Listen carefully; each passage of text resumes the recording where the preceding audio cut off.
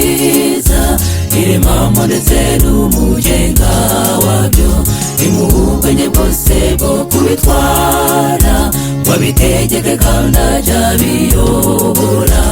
Uwo ni umuntu waremwe mu ishusho yayo, Imana yaremye ibintu byose ari byiza iremamo ndetse n'umugenga wabyo, imuha ubwenge bwose bwo kubitwara, ngo abitegeke kandi ajya abiyobora. Uwo ni umuntu waremwe mu ishusho yayo, nimuharike dushime iyaremye ikirere ikadendeza inyanja.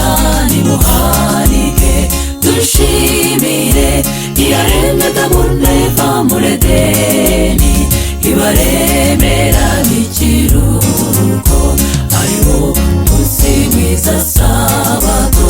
Nimuharike dushime iyaremye ikirere ikadendeza inyanja. Nimuharike dushimire iyaremye Adamu na Eva muri Edeni, ibaremera n'ikiruhuko ariwo munsi mwiza Sabato.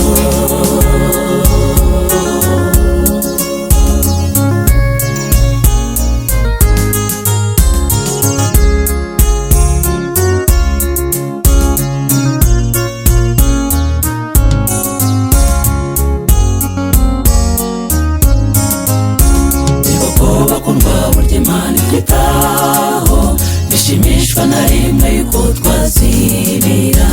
Yaremye iminsi yose uko ari itandatu, uwa karindwi maze iraruhuka, twishimana nayo muri icyo kiruhuko. Nimuharike dushime iyaremye ikirere ikadendeza inyanja. Nimuharike dushimire iyaremye Adamu na Eva muri Edeni, ibaremera n'ikiruhuko ariwo munsi mwiza Sabato. Nimuharike dushime iyaremye ikirere ikadendeza inyanja.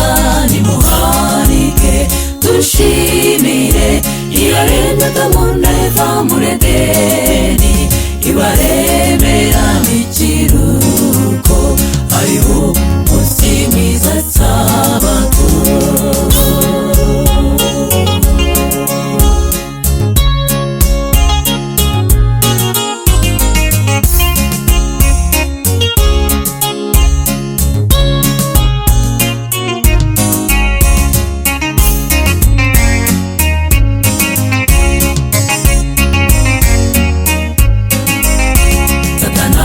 Ko byose ari byiza, yashutse umuntu washyizwe muri Edeni.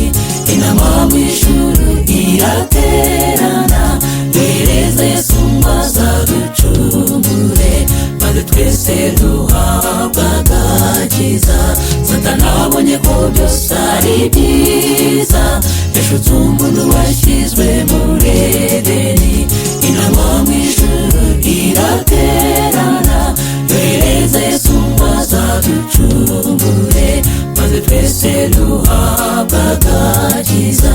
Nimuharike dushime iyaremye ikirere ikadendeza inyanja.